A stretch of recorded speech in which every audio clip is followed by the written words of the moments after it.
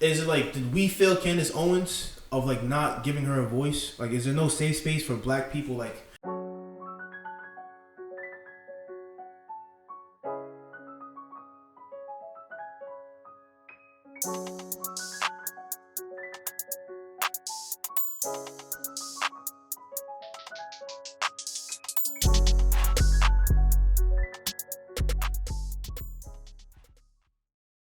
We live? we live. We live. Welcome back to the Opinion Factory podcast, the podcast for free thinkers and challenge seekers. Yes, sir. I'm Khelil. And I'm Alex. And recently, man, there's been this funny thing going on. I don't know if I call it identity politics, but case in point number one. This past week, Jonathan Isaac of the NBA, Orlando Magic, right? NBA's really on this. I don't know if you paid any attention to it.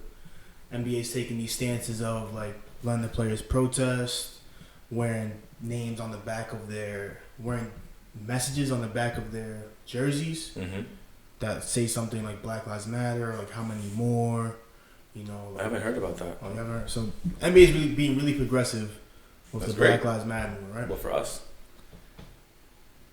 So there was this one exception, the one notable exception, right? National anthem's playing. This guy named Jonathan Isaac of the Orlando Magic. Black guy? Black guy. Black guy. Black guy, right? All right. Said that he will not stand. He will stand for a national anthem because he believes it's what Jesus wanted him to do. Right? I'm paraphrasing, but that's the gist of it. That's what he said. The same guy tears his ACL in that same game. And it was like there's been a really couple of popular posts, but I've garnered it's been the sentiment amongst a lot of black people where it says this guy Jonathan Isaac, right, decided not to take a knee or wear a BLM shirt with his team because he didn't feel like Jesus would want him to. Okay. Later in the same game, he tore his ACL. I guess God took a knee for him. That's fucked. But your reaction is how a lot of people react. Like a lot of people just laughed at it. A lot of people agreed with it though. Where if you see like the comments or like I've seen it all everywhere, Facebook, Twitter, Instagram, where people feel that like since he went against black people, since he didn't support the narrative, that's like, yo, fuck him. And I'm just saying, is that a healthy thing for us to do though? When you are in a position like he is, Yeah. being a black man on an NBA team where every other team member is protesting something that affects their communities, your community, and you choose to do nothing while they all try to do what they can in that moment, you can't expect to not have any backlash from that. There is, but is the backlash like I'm trying to get into his head, where his head is thinking like me sitting down or me taking a knee or me wearing some type of message on my jersey isn't going to accomplish anything. You know, so like I can go work in my community with the police chief or something instead of just writing some message on the back of my jersey or taking a knee to a national. So I can work with the police chief to reform the police department but still stand for the national anthem. Yeah. Is what he's saying. Yeah. I'm that's me trying to get into his head. Yeah, it makes sense. Like, you know, who are we to tell him how to do his part? And I guess, and I know what you're talking about. There's a lot of times where I would say something on social media it doesn't jive with the current narrative of the black community, and I will get attacked for it, even though in my mind I make perfect sense, of course. And I think the reason why people do that is because of some sense of community that they feel like I'm either breaking or that they've lost with me, and so I become the enemy. If you're not with me, you're against me. And if I don't see you with me, I'm going to assume that you're against me. Is that a fair assumption? Because there's many things that I don't see. No, but you always hear these cries for like black unity and the black like Wall Street and all these type of things. So I guess like the mentality is that if you're not with us in this one overarching message, then it's like F you. Right. And we black people as well need to realize, and I think a lot of us do, but more of us need to realize that we're not a monolith. We're not, but like when compared to other races, it seems like they from the outside looking in, it seems like they step in line more than not, though. I would say, like if we compare it to Asians, right? I want to compare it to the people I would say, who are directly, quote unquote, directly opposite of us. What's the opposite of black?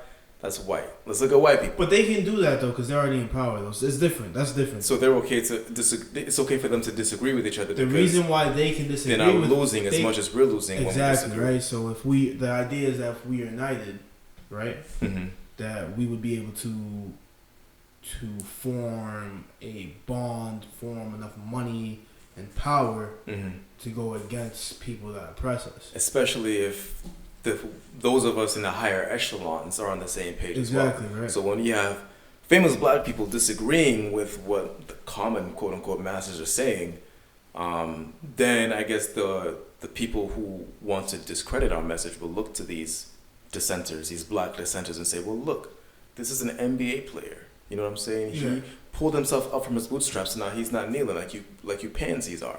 Learn from his example. I can see a lot of white people who are opposite of us, not necessarily white people, but a lot of people opposite of us using him as a tool. I mean, that's how I feel about how they use like Candace Owens. Like, I think Candace Owens is one of those people where she doesn't like when she talks, 100%. She's not talking to black people.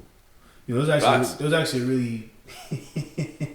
I'll never forget this post where this dude on my Facebook shared this post about Candace Owens and how she wasn't going to this podcast. She got banned from this podcast.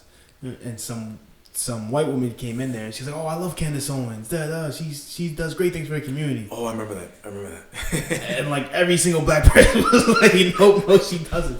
So the white woman said that she does great things for the black community. Yeah, she's like, "Oh, she speaks her mind. She's speaking truth about black people." And it's like, it's what they're waiting for. Yes. So is there a safe space for people like Candace? Because I feel like a lot of the reasons why Candace Owens doesn't talk to black people, why she goes on like shows predominantly with a white viewer base, whether it's like Fox News or whatever podcast she's in, or like she goes to the areas with predominantly white viewer base. It's kind of because she doesn't feel she has a space to express her opinions with black people without being attacked. You know, like she did go on. There was this really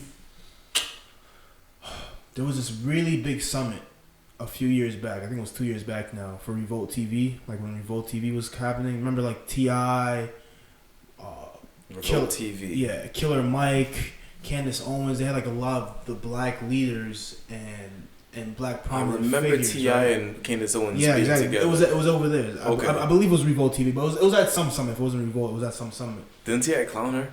Yeah, and that's the thing. Like if you're Candace Owens and you have these ideas that go against the black narrative or like the mainstream black narrative, do you have any safe space to come? Because if I go to you and we're talking about these ideas and you're like clowning me, I'm not gonna feel comfortable doing that. Right. And I mean that's one of the that goes into like the dangers of these popular black dissenters, because if to be fair, Candace, I'm sure, I want to be sure, all right, because I'll admit it, I'm one of the people who clowned her, all right. I mean, she deserves to be clowned in my opinion too, though. I want to be sure that she thought about the things that she said before she put a camera in her face and said those things. And there has to be some kind of logical process in her mind that maybe if I was able to give her enough chance to explain it, that could set something off in my mind that would then make me realize a kernel of truth in what she said. If not at least understanding what she said, at least understand where she's coming from. Yeah. You know what I mean? And when we don't have that different perspective, we end up in this bubble that a lot of black people are in. And that's one of the dangers to it. But look at this Jonathan Isaac thing. Like, people are clowning him. They're happy that this dude tore his ACL. It's like a painful injury. It's like your knee is torn. Yeah. You can't run on it. You can't jump on it. Probably can't play for a long time. You can't. I mean, the recovery time for an injury like that is usually like 9 months to a year and some change. How long is the NBA season? NBA season is generally from late October, to if you make the playoffs and make it to the last possible games is June. So October till June, if you're one of the best. But if you're like, everyone plays from October to April. Right, you know what I'm saying? So like he's out for like a whole year now, right? He's not gonna come back until next year. There's not gonna be any point. And so does he deserve it just because he didn't fit our mold? But people are, time? And this is it's almost like identity politics where people are like, you know, if you're not doing this thing, you're against us, and now I wish you the worst. Even you tore his ACL, that's what you get. Yeah, it's a life lesson for you. All right, so there's enough reason that we shouldn't be celebrating this man's injury, right? Yeah. But that reminds me of Lil Wayne. I don't even remember when asked about Black Lives Matter, he's like, you know, I don't care about that shit, man. It doesn't affect me. I don't care, whatever. He said some dumb shit, right? For a while, Lil Wayne was canceled. Came out later that he had a seizure on stage, and people were clowning him because of what he said about Black Lives Matter. And it's like, is this not dangerous, man? Once you say the wrong thing one time, I don't think, no matter what he does now, I don't think we're ever gonna forget about that. Yeah. I don't think we're ever gonna forget about, what's his name, the NBA player? Jonathan Isaac. I don't think we're ever gonna let him live that down, no matter what he does at this point. Okay. And so it's like why? I don't know why we do that, and I've done it myself because it feels like a betrayal, to be honest with you. It does feel like a betrayal, so that's why, if there's, for people like Candace Owens, right? She might have got, I don't know her history. The only thing I know about Candace Owens before she became necessarily a conservative voice, she was a liberal voice, and she even has a well documented thing of she was being bullied and harassed at school. She filed a lawsuit. NAACP helped her out, and she won a $30,000 lawsuit or whatever, right? And then there was somewhere along the way she shifted radically to the other side. I don't know if it was she wasn't getting enough traction with her blog on the left side or whatever it was, but she had a mindset shift. She's like she says herself she saw the light. Controversial gets more views, more clicks. Allegedly, yeah, no, for sure. So if that's the case, is it did we fail Candace Owens? Of not giving her a voice, is there no safe space for Black people?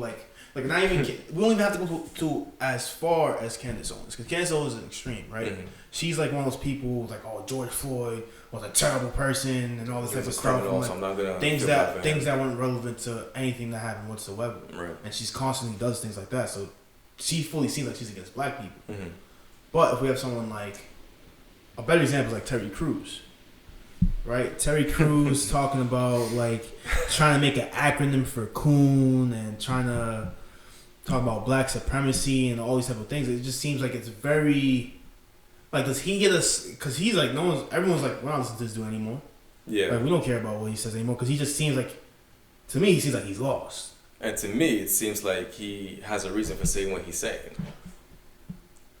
And so and there's more people like me, I feel. Absolutely. And they're I don't want to listen to this guy anymore. I'm not going to listen to him.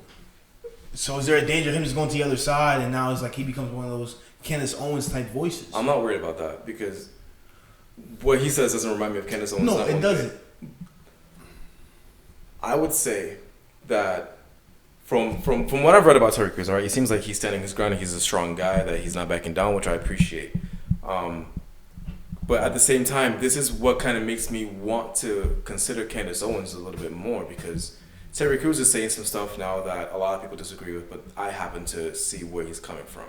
Candace Owens is saying all these things that a lot of people disagree with, but there are white people who see where she's coming from. So I don't know what we have to talk about the basis, right? What Terry Crews' basis is and what Candace Owens' basis is completely different things because when you look at what Terry is saying, he doesn't say anything against Black people. I don't think he's ever said anything negative about Black people. That's why I don't want to, you said, he's not in the same category. That Black people made him feel like they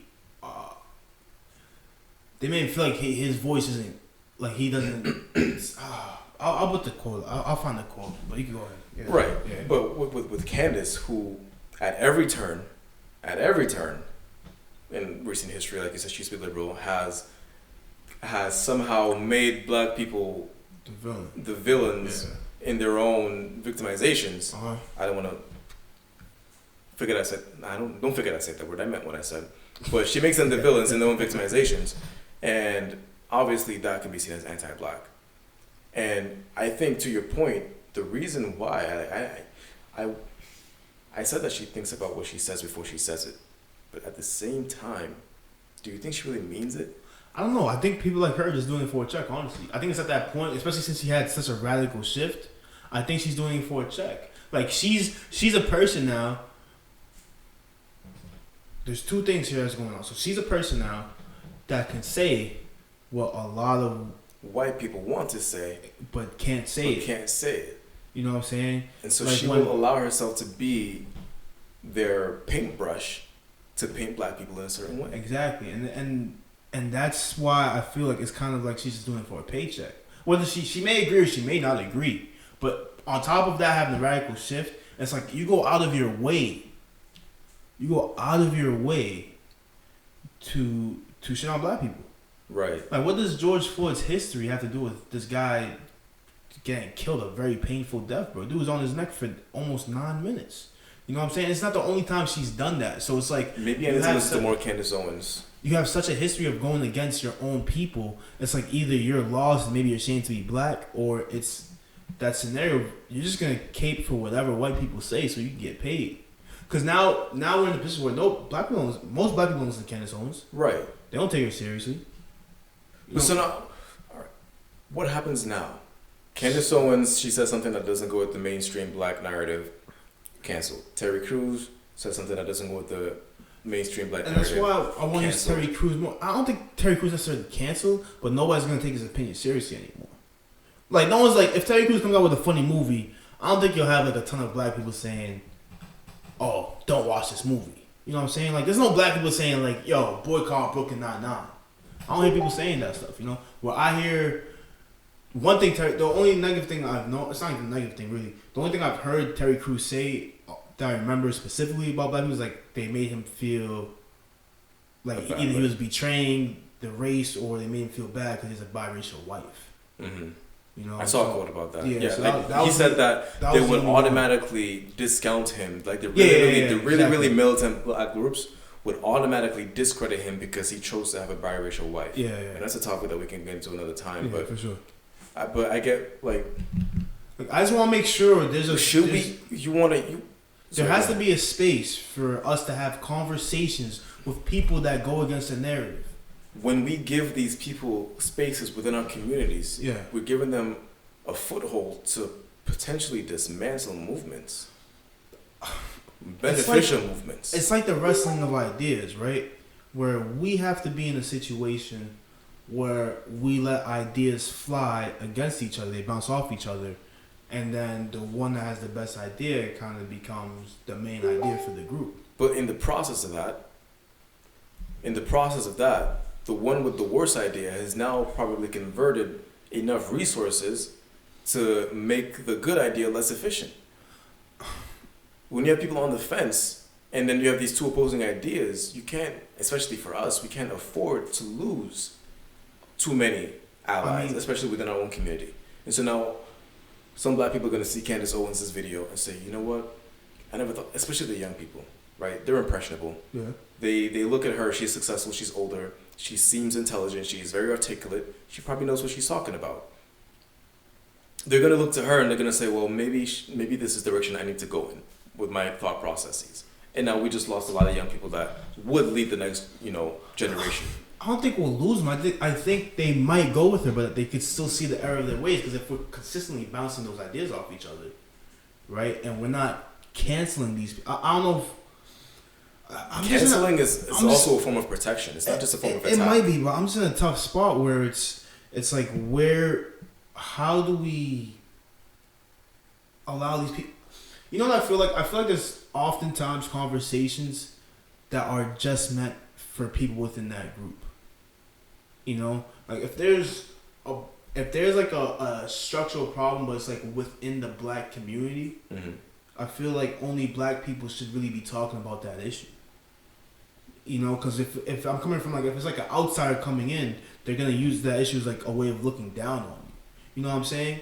Like, if there's like an issue, like maybe like a black family issue, or there's like a black issue with transphobia or LGBTQ or whatever black issues there may be, we can't keep it a secret, or like, no, it's not keeping it a secret. But these are issues that are meant to be had within the black community. Right. You know what I'm saying? So it's like, for example, like an easy one is like this black on black crime thing. Right? Right. Where these people that continually say black on black crime, they don't give a fuck about your life. They're just saying like, oh, you guys are killing each other, what's wrong with you? You know, that's right, the just that's the mentality behind it. So I feel like those are issues where if the black murder rate is higher within like our cities or wherever we live, that's kind of an issue that's just for us. And so you would have rather Candace talk to us about that instead of addressing exactly. And the about only it. times where we talk about that issue in terms of other races is if they did something that specifically helped perpetrate that what's going on. So if there's like systems of racism or oppression that directly contributed to more black murder, more black poverty, then that's the time we should involve them. Right. But if it's like something like if there's a cultural issue going on, like we shouldn't be involving other groups because they're using like all those people. The people. What is that? So I get what you're saying. Yeah. It will make the other groups discredit us, and you say that could damage the movement more than having It's not people even with necessarily opposing damaging ideas. the movement. It's the people that you're talking to and the people that negate you. They're using it as like a form of just looking down on you, Right. disparaging. And why does that matter?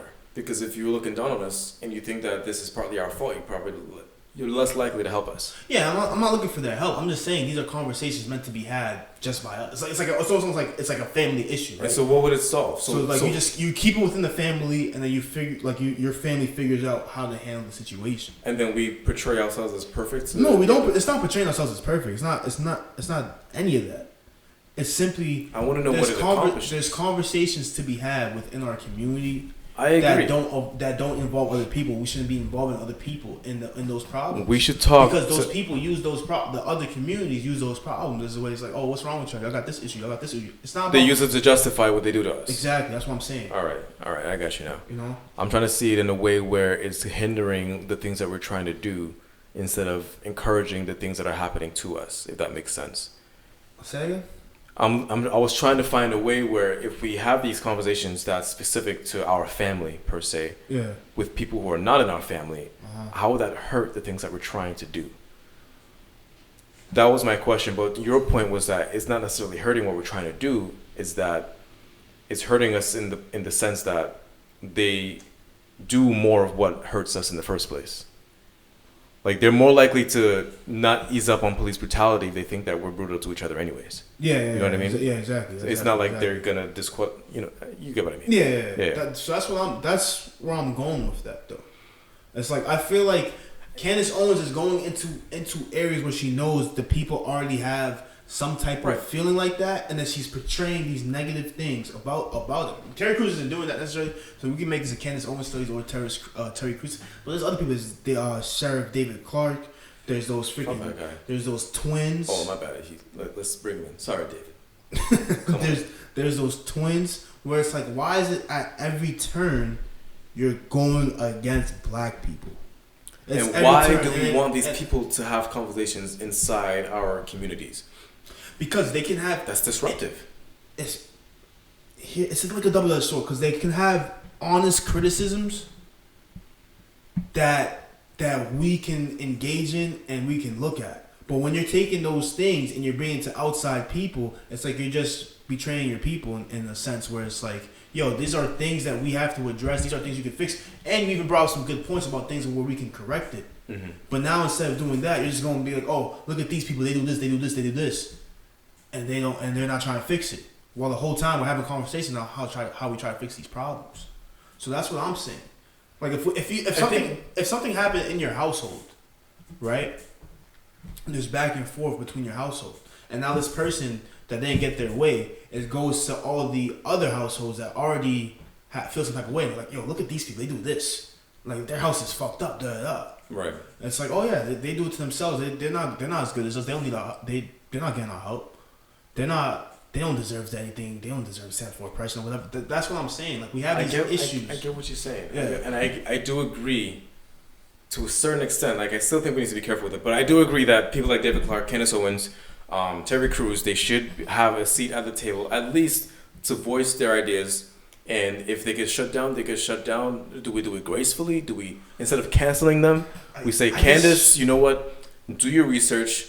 You're talking about George Floyd, and you use this particular word. Find out where this word comes from, what it's been historically used to do, and then we can talk about this some more, honey. But for now, I don't want to justify the harm they're doing to our community, but I just feel like we have a role where maybe we can, like, hey, I know we may not agree on certain things, but like you do have That's you different. have you have If it's a you fundamental have, difference. you have a role in our community. But if it's a fundamental difference, like human rights difference, like if you talk about like Blue Lives Matter or some bullshit as a black person, like that. But by what if you're a itself, black person that's like, you don't hate the police? Am I a bad person for that? I've had many conversations with black people who defend the police. Exactly. So that's what, and they. So is it about presentation? What if they go say and they like the police and they don't want to do anything wrong and they never had any bad experiences with police or whatever. Like go saying to other groups? Yeah. Or not even to other groups, but to us, you're gonna be like, no, fuck. Like, what about all these people? They had these experiences. You know what I'm saying? Right. So certain things we're definitely open to having conversations about, like when it comes to police brutality and the role police play in our communities. Yeah. I've seen a lot of discourse within the black community about that, but I think presentation matters. No, right? it definitely. Like the way Candace says what she says is indicting. You know what I mean? It's like accusatory.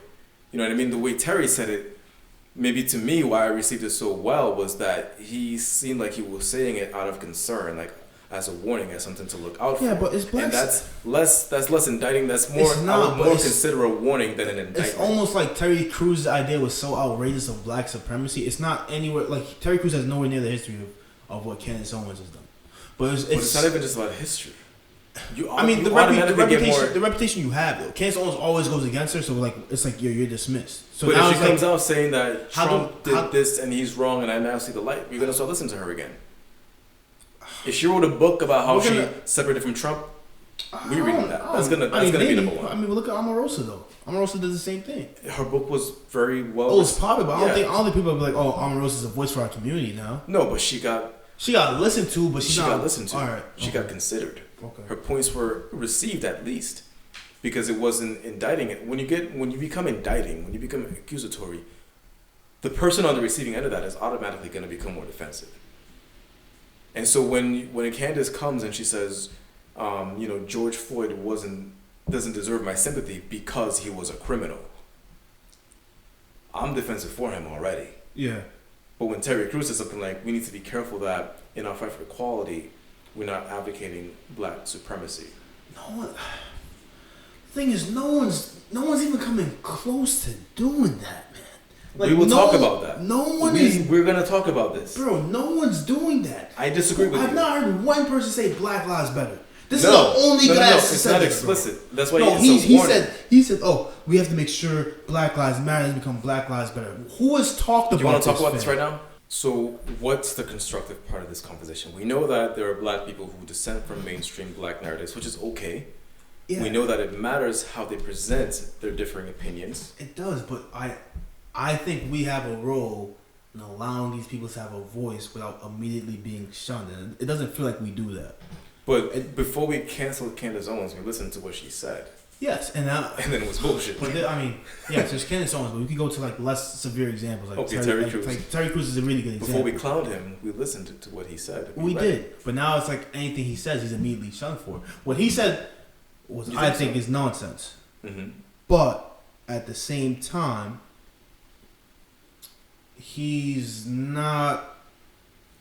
Like it's not so bad where it's like nothing he says in the future will. People are calling him Coon. Uncle Tom. That's. I mean, they were, but I don't know how many people were calling him that though. Enough for me to, if I see it, a lot of people are doing it because I don't see everything. And by the way, we're not talking about the black people who are fake woke, who they say controversial things or things that go against the grain so that they can seem like they know more than you. Yeah, no. We're talking about people who genuinely believe regular like interaction. You can believe Black Lives Matters. But that's just an easy one to do. But if you saw a black person with a Blue Lives Matters thing, you're gonna be like, you know what I'm saying? I see your sign. I hear what you're saying. No, it's like, fuck you anyway. Yeah, it's gonna be like fuck you. It's not even gonna say all that. It's just gonna be like, yo, Blue Lives Matter. Fuck you. I'm not listening to you. But think about it though. When you say Blue Lives Matter, you lack. You can, but it's almost like you're a sellout, and it could be Blue Lives Matters. It could be like being a black Republican, like you know what I'm saying. Like there's there's so many avenues and so many identities that black people can have that go against the grain. Like if you're a black Republican, people are already looking at you funny. You know what I'm saying? Yes. And they question like, what the Democrats done for you? Like they look at you for it. Yes. But and they're like, oh, we're not listening to this I think guy. what you're advocating for is for us to be a little bit more like Dave Chappelle. There was a story I read about him that said when he was doing his stand-up in one of his clubs years ago, he was on the topic of police brutality. During that bit, a white woman stood up and she yelled, "Everyone's lives suck. Get over it." And she walked, and someone was like, "Dave, do you want me to throw them out?" And he was like, "No." He's like, "Bring her back in and have her sit down." And then he proceeded to break down to her why black people talk about police brutality, why it's such a big problem. And at the end of it, she was like, "I'm sorry. I didn't know all these things. I didn't have the context that you just explained to me. And now I understand why you did the things that you said." That's ideally what would happen. But when we're talking about people like the extremes, Candace Owens, David Clarks, they're never going to say, "I'm sorry, I understand." Yeah. Ever. So what is even the point? We know that they will never. If it's like my little cousin. If it's to them, if it's like those examples or your Officer Tatum's or whatever, like, yo, like, miss me with that, you know? Right. But if it's like people like Terry Crews or just anybody that's like... The NBA player, what's his name? Yeah, Jonathan Isaac. I mean, like, he didn't even say Blue Lives Matter, bro. This dude said, "I'm not going to kneel because I believe Jesus wouldn't want me to." And I thought black people love Jesus. Story for another day. But if you have, like, Jonathan Isaac said, "I'm not going to kneel, and I know it's a stance of solidarity, but I don't agree with this." He didn't say that kneeling was disrespectful to the flag. flag. He didn't say any of that stuff. But here, people are happy to do towards ACL. That's what I'm talking about. I feel like, you know, like, that's not healthy for anybody. Yeah. You know what I'm saying? Like, dudes are clowning him. Dudes are happy. You got help. That's your karma. You should have stood with us. God took a knee for you. It's like, who is that helping?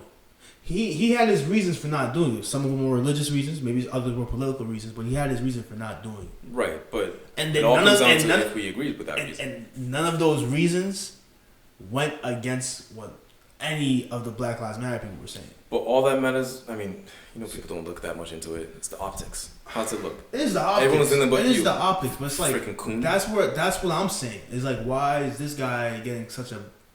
He shouldn't have. I don't think when people get injured, it's like, damn, that sucks, yo. Like, injuries suck. A torn ACL, which I've luckily never had, like, I can't imagine the pain of. If David Clark had a torn ACL, how would you feel? Oh, that's David Clark though. Fuck that guy. But I don't have that fuck that guy attitude to a dude that decide he's not gonna take a knee. That's what I'm saying. Like, he didn't even say he's against y'all. He just says, "I'm not doing this with y'all." So what's the moral of the story? Like, why is there no gray area for a person to operate and not be antagonized? There's no neutral area these days. It's not necessarily a neutral area. He didn't say he agrees with it. He just says, "I'm not doing this stance." Right. So he could still have a Black Lives Matter stance or a political, right, but he was social not activism stance. But he wasn't for the movement at the time. He at the time he was operating in a gray area. You can't do that these days. You can't. That's the problem. That's what I'm saying. It's like an identity politics thing where it's like, if someone does not agree with you, problem. They didn't even agree. He didn't even say anything about Blue Lives Matter. He's not talking about wearing a Blue Lives Matter mask. Yes. He's not going to rallies back to blue. He's not doing that. So they say actions speak louder than words. That's what someone will tell you right now who's listening. You would say actions speak louder than words. He doesn't have to say Blue Lives Matter. He did not kneel for the national anthem. I know everything I need to know now about this guy and how he feels about me. Man, I don't think that's healthy for anybody in this situation. Especially if I don't even think he's on the fence. I just think he doesn't want to take a knee for the anthem. Maybe that's the way he was just always stood for the flag, and he just doesn't want to change that thing. That's like, that should not be. Moral of the story. What is it? We, or any minority group, any group at all. I mean, I don't think we can dictate the moral of the story. I'm just saying, what I'm simply saying I think we can. Is there has to be. There is a danger in this. Yes, there is. So there has to be a way. Like I said, he didn't disagree with us, fam. Exactly. He just said he's not doing that. Moral of the story: recognize who is really against you. He didn't do anything for us at the moment. Doesn't mean he's against us. Should we have waited until he actually done something against us? Because now, if it turns out that he took a picture with Trump, you know how people are gonna harp on that. You know what people are gonna say about that. You know what I mean? Yeah, like there's just we have to recognize who is really against us. Not the people who look like they're against us. Not the people who are not jumping when we say jump. You know what I mean? Those aren't necessarily against us. Yeah. And we ourselves need to stop being so indicting. Moral of the story. I'll just leave it at that, man. Talking about this for a while. Let us know what y'all think in the comments. What do we do with these people?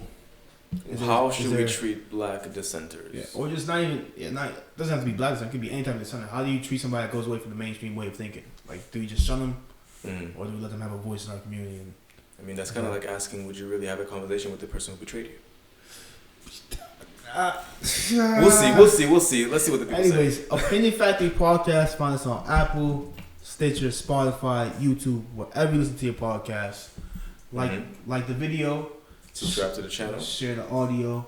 Turn your notifications on. And we will see y'all next week.